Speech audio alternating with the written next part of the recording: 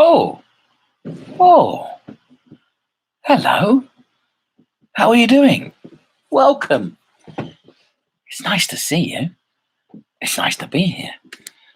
For those of you that I've not met before, my name is Gav, and I am a storyteller. And I'm hoping that you can see me, and maybe that you can hear me. Here we are with some live storytelling this afternoon. This is, I think it's number 6. Goodness me, where does the time go? I'm very, very excited to be here. I am, because I'm going to tell you one of my all-time favourite stories. But before we do that, let me introduce myself. Perhaps this is your first time joining in. We've got some old friends already. We've got Emily in the live chat. There is a live chat there, and there's a bit of a delay, and I can't always see the message. Your message appears quicker to you than it does on mine, and then sometimes I just get so into the sound of my own voice. Yes, I do love the sound of my own voice that I might miss your message. But we've got some old friends in already. It says Emily is here, and Catherine in Blackpool. Hello. Ethan says hi. Hi, Ethan.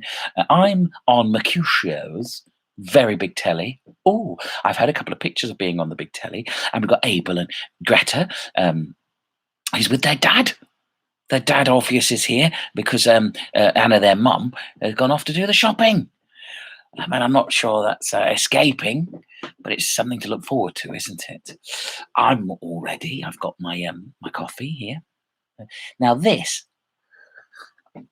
I would like to point out, is a very small cup. I'm a big fella. Look, I'm big. I am big, but that is a very small cup. Ethan says that I'm looking as beardy as ever. I am, aren't I? I could make myself look beardier. That I can make myself look beardier, and sometimes I can do the old tash thing as well. If you are at all it is a very small mug. This is an ordinary size mug, but I do have a very big head. If you are interested in getting a bigger, beardier look, top tip from me: close your mouth, hold your nose, and gently blow. Not too hard. My eye starts, can you hear that? My eye starts squeaking a bit. Now, that action actually pushes the beard out a bit faster. This beard is only about 3 days old, but I a good hour of, and it just pushes out. Now, friends, I, Gav Cross, storyteller, would never, ever lie to you. We've had this conversation before. Now, I might make and tell fibs for storytelling purposes, shall we say. When we are little, and remember I was little once, we read books and we trust everything the story tells us. We trust the narrator. But what if they were lying to you? What if that's not the case? Now, you know that I don't tell my story alone. You know that I have my friend with you, Dave. Now, if you have met Dave before, you know that Dave is an outcome of one of these old stories. I'm not going to be telling this story today. Beauty and the Beast. Oh, Dave, they're saying hi to you. That's nice, isn't it? Beauty and the Beast. You'll have to watch episode 1 to understand that Ash is saying hi. It's not a toilet brush, it's Dave. We cannot just objectify people from the way they look. Can we, Dave? Hmm? Oh, Dave says yes, he is a toilet brush, a functioning toilet brush. But you're more than the sum of your parts, Dave. There's more to you than just being a toilet brush.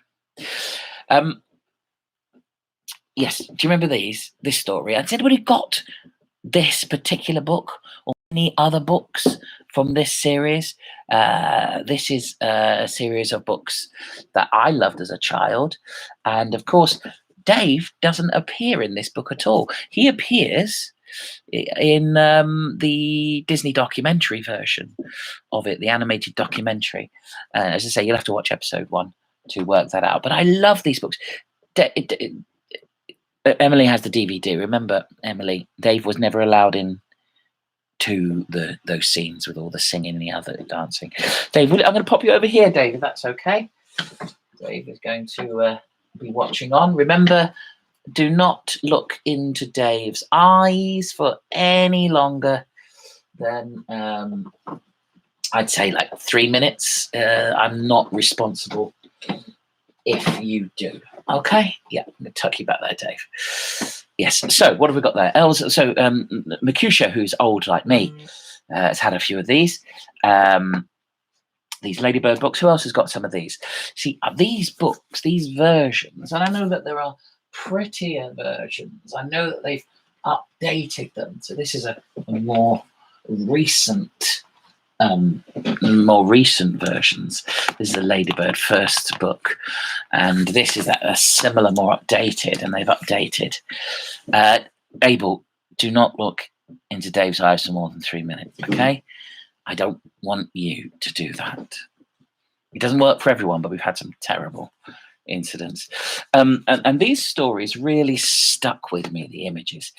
But we believed them, didn't we? We believed them. And in fact, this version of Beauty and the Beast is quite awful, quite terrible, very different from the Disney documentary. So I'm going to tell you a story which is inspired by one of those books. I'm going to tell it from a different point of view. I'm going to be one of the characters, and I'm going to prove to you that maybe, just maybe, the narrators of those stories were lying to you. Now, are you going to need to picture this scene? You're going to need to picture this scene. Okay, this story, I'm going to start this story at the end, and it starts in a cave, in a deep, dark cave. And on a rock in the darkness of this cave is going to be me, my character. Now, my character is potentially very dangerous. You are probably safe, as that there is a screen between you and me, but I make no guarantees. So I'm going to suggest for the first few minutes of this story, just sit very still.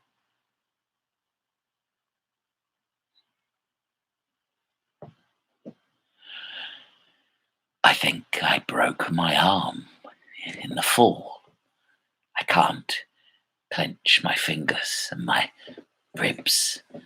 My ribs, I've cracked 3 or 4 of the ribs. My legs don't work. I had to drag myself into this cave, across the rocks, and I am scared. I know it's ridiculous that I am scared, but I am, because I am scared that they are out there and that they will come and finish the job. Oh, my friends, terrible day that I have had. They tried to kill me. They tried to steal from me. And I don't know what I'm going to do. And I need your help. If I tell you my story, will you help me?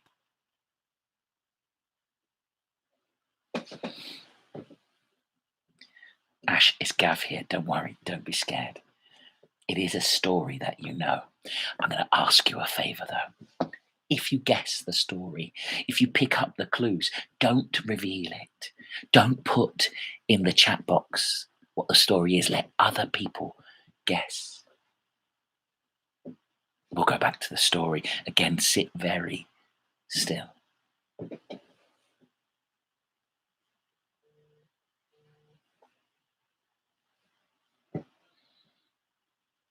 I know I'm not making much sense. This morning, I was in my garden, planting seeds. It was a lovely day. The sun shines all day, every day where I'm from. It is wonderful. But then he came. Now, I want to ask you a question, and I am very sorry if this has happened to you. I really, really am. If someone came into your house and stole from you your most precious thing, how would that make you feel? Tell me how you would feel if someone broke into your house and stole your most precious item. And while you're doing that, let me tell you that this morning I was planting carrot seeds. Tiny, tiny seeds. Now, where I live, up there, where I've been hiding for 1,000 years, I brought a little bit of the old magic with me.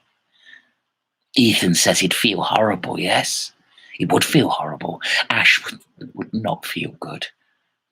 Greta would be furious. Absolutely. How dare they come into your house? Emily would be sad. Yes. Angry. Disappointed. Why would they choose you? Ashamed. How could you have let that happen? Carrots.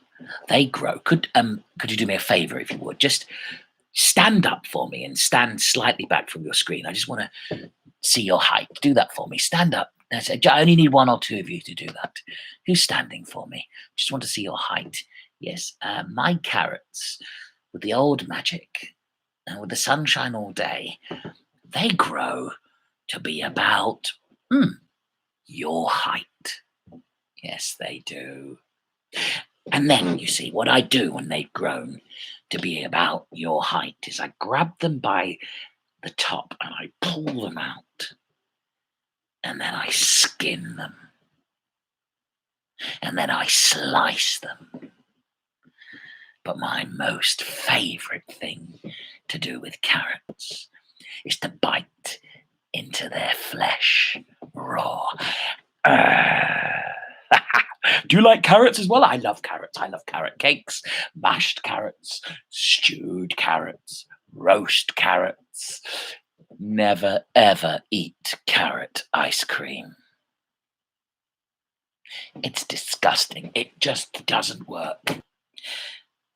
And that's when I heard my friend. I don't live up there alone. My friend Esmeralda lives with me, and she was terrified. Now, Esmeralda is not a human like me. She can't speak. But I know when she's happy, I know when she's sad, and I know when she is scared. Listen.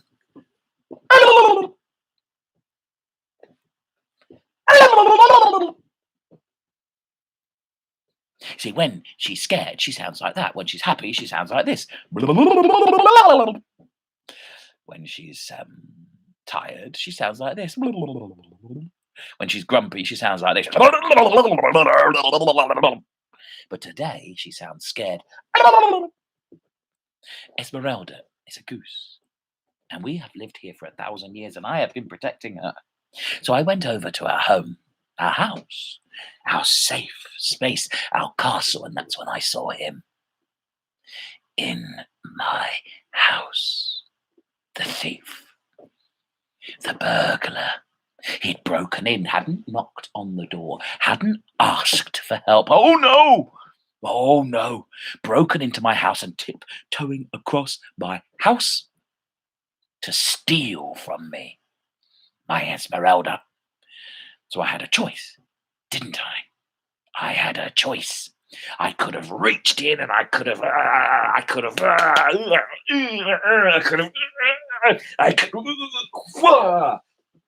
done all of those things, but I didn't. I was angry. I felt horrible. I was ashamed. I was disappointed. I was furious, Greta. Furious. So what I decided to do was scare him away. Yes, I scare him away. So I can't tell you what I said, but I know why he's here. See, Esmeralda is a goose. Like Ash says, a goose that lays golden eggs, 1 golden egg a day. Now, you humans go crazy for gold. Some of you right now are wearing gold on your fingers, in your ears, around your necks. The worst of them. The worst of them. The humans, they'd go around, they'd find people with gold, they'd bash them over the head with sticks, they'd steal their gold, they'd warm up their gold, they'd push their gold into beautiful crowns, stick the gold on their heads and say, oh, I'm in charge now. Oh, yeah, I've got a gold crown and a stick. So I want you all to give me your gold. Give me your gold. And when you humans found out about the golden geese, you wanted all of it. So you got the golden geese.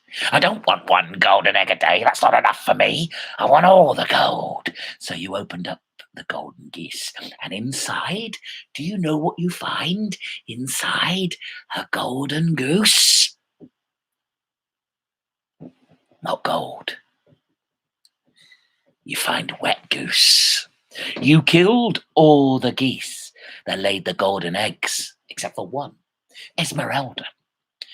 Now I'm the last of my kind. And I took her. And the old magic, and we've been hiding up here for 1,000 years, and I knew someone would come. I knew a thief would come finally and find us. I'm not going to tell you what I said. It's too disgusting for small children. Not like you. I know you're all quite grown up now. I'll just give you the first couple of words.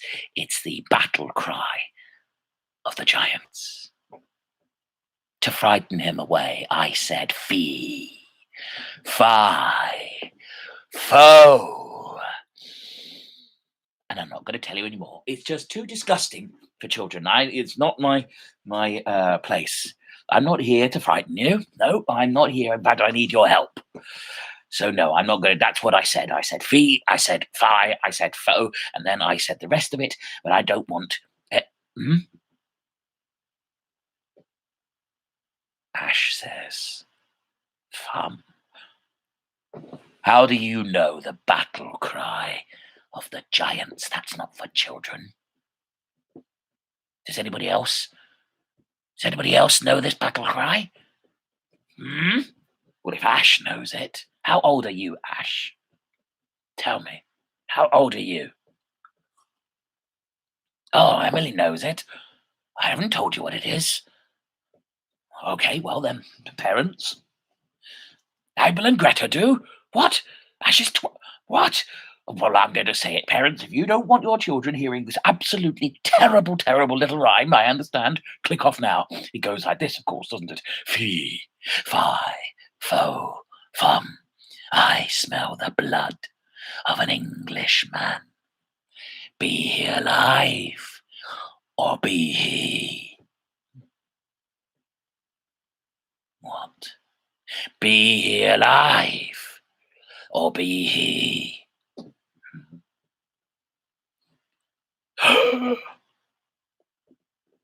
Dead? Someone just wrote dead. I didn't say it, did I? This is fee, fi, fo, fum. I smell the blood of an Englishman. Be he alive or be he dead? I'll grind his bones to make my bread. Now, kids, I don't want you to think about that because, of course, human bones are very dense. There's a lot of blood. In fact, bones like the femur transports quite a lot of blood through the body. So what you have to do is you have to remove the bones and hang them from quite well. I'd hang them in a drafty place in a barn or something. Let all of the dampness of the bone dry out, and when it's nice and dry, obviously get a pestle and a mortar, pound it down to a very fine dust, and then make a paste. Unfortunately, the problem with human bone bread is very claggy, quite chewy. So you need a lot of butter for human. So human bone bread is not very healthy for you, especially if it's your bones. I might have said too much. Fee fi fo, from I smell the blood of an Englishman. Be he alive or be he dead, I'll grind his bones, drink my bread. Now he picked up the goose and ran. You get a good bake out of it, Orpheus. You get a good bake, though, from bone bread. Ran out of the castle with my Esmeralda under his arms. And that's when I saw it. He'd already stolen from me. He'd stolen one of my beans. He'd climbed up here, the thousands of meters on a beanstalk, and he started climbing down. Now I've got a choice, haven't I? What would you do?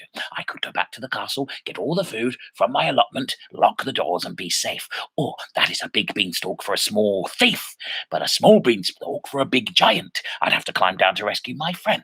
What would you do? That is the choice. Save myself or save my friend and put my own life at deadly risk. What would you do?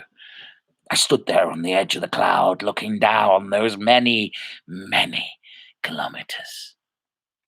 And I made my choice. I started to climb down. I climbed down the beanstalk. And that's when I saw her. I hate her. She is the worst, the criminal mastermind, the woman behind this. What kind of mother sends a child to steal from a giant? She stood there. She looked up the beanstalk. "Mummy, help me," the thief said. The boy said, "Please help me." And that is when she shouted up the beanstalk the boy's name. Now, one of you's got a guess already. Who knows? Shout the boy's name. I don't know her name. Emily says the boy is Jack. Ethan says her name is Uba Gooba. Well, unfortunately, Ethan, like many female characters in old stories, invariably they don't get given names, they get given titles: mother, witch, princess, queen. The boys, only the boys seem to. It seems wrong to me. "Jack!" she shouted. "Jack!" Then I watched her as I'm climbing down the beanstalk run to the shed and come out with two huge sharpened axes, and she starts chopping at the beanstalk. This criminal mastermind, evil woman who sent a small boy to steal from a giant, is now an axe-wielding murderer trying to kill me. It's too far to climb back up. For me, it's too far to fall. By this time, the boy has got to the bottom of the beanstalk, locked my Esmeralda in her shed. Come back, picked up the other axe, and mother and son are chopping at the beanstalk, and I'm very scared. I am very, very scared. I can't. Then they stopped. Oh, oh, oh, and the beanstalk started to fall.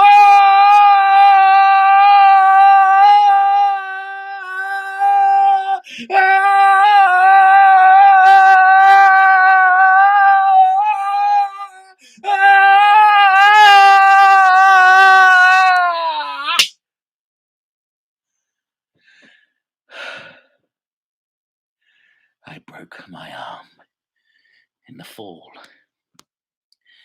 I can't make a fist anymore. I think I broke 3 ribs and my legs don't work. When I hit the rocks, I've crawled into this cave. I'm scared. I'm scared of him. I'm scared of her. The boy that came and stole from me. And the axe-wielding, psychopathic, crazy old lady. You seem to know my story. If you know the name of my story, type it in now. What is my story called?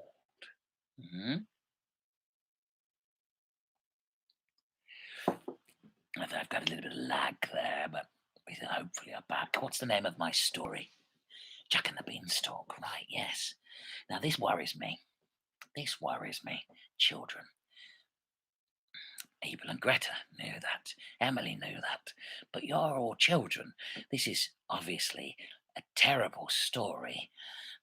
For grown-ups, it's a horror story of theft and attempted murder. How comes you children know this story?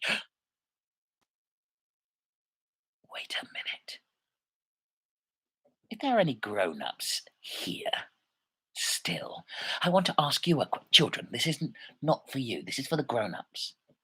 If you've ever read or shared the story of Jack and the Beanstalk to your children, please summarize for me the moral message of Jack and the Beanstalk. What is it? What does Jack and the Beanstalk teach us? What does Jack and the Beanstalk have as its central core of goodness?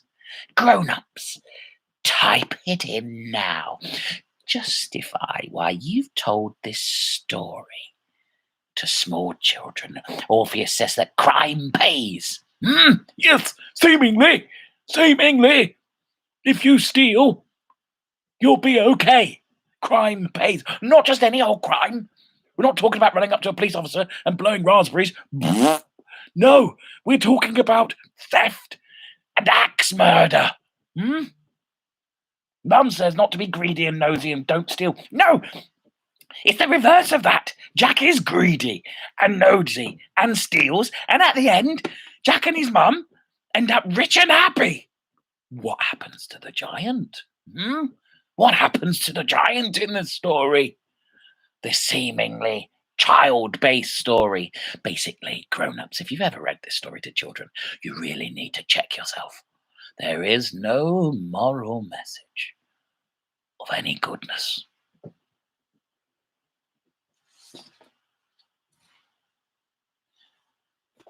Mercutio says, keep fit and eat your veg, as you never know, and you might need the strength of fitness to run and climb away from a blooming big giant. That's good there. Mum says, beans rock. Yes, that is one of the rest messages, isn't it? Jack and the Beanstalk. I had this version of the story. It's a bit different to mine, and that's okay, and that's the thing. You should make these stories your own. And when you read this, obviously Jack and his mum are going to tell the story that makes them look good, but maybe they were just awful right from the start. So maybe you can retell the story. You can, now in this, it gives a little theory as to who the person was with the beans, but maybe you can come up with a reason for that. Maybe you could retell my version of the story. You could retell your version of the story. You could retell any original version of the story. You can do that. I challenge you to do that. Or write it. If you write it, I'd love to read it. Whatever you want to do. Or not. If your plan for the next few days is just to kick back, that's fine by me as well. Oh, I enjoyed telling that story to you. I hope I haven't ruined it for you. I hope I've added something to it. We're coming to the end of this storytelling. Now, I have forgotten to change the batteries on this, but as is tradition in this storytelling, you don't have to stay beyond the end. I'll finish the storytelling with some thank yous, and then I'm happy to do shout outs or answer questions. So if you want a shout out, if you want to tell me something you've been up to, if you want to tell me a joke, I'd love it. Start typing that now. I said have some jokes ready, and if they're appropriate, I won't delete it and I will read it, but I will do that after the end of this. Thank you so much for joining in. Thank you so much for watching. If you've recommended this, thank you. If you've clicked the thumbs up and liked it, thank you. If you subscribe, brilliant. Don't forget to subscribe to these guys. I'll send a little message. Funny looking. It's popping up in the chat box there.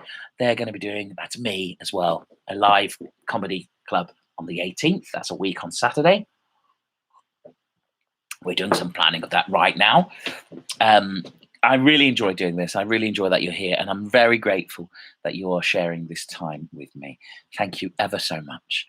And this ends Gav and Dave's Storytelling Nonsense. Oh, I didn't change the batteries. It's all over. You can go now, or you can stay, and you can ask me questions. You can tell me jokes. I'd like that. Should we get Dave back? All right, Dave. So let's have a look at some jokes. We've got some jokes or questions or some shout outs. We've got a joke from Emily. What did the mustard say to the hot dog in the race? What did he say? What did he say? Catch up! Catch up! Ash wants a big shout out. Okay, are you ready? Put your fingers in your ears, Ash. Are you ready? You want a big shout out? Are you ready? A big shout out for Ash. Ash!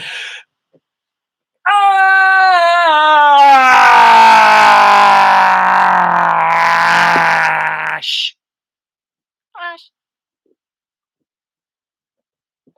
Was that big enough for you? I don't think I can go any bigger than that. I don't think. My neighbours are worried about me already. What did the mustard say to? Any more jokes? I'd like a joke. Any more jokes? What about you? Do you know any jokes? Dave? Dave doesn't know many jokes. Dave wants to laugh.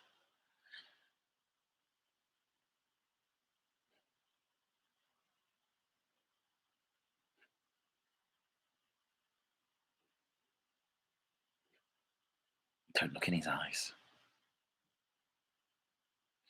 Don't look in his eyes. I'll be back next week. Don't look in his eyes. With a story on Tuesdays and Thursdays. Do not look in his eyes at 3 p.m. Have a lovely time. Have a lovely weekend. Whatever you may do. Don't look in Dave's eyes.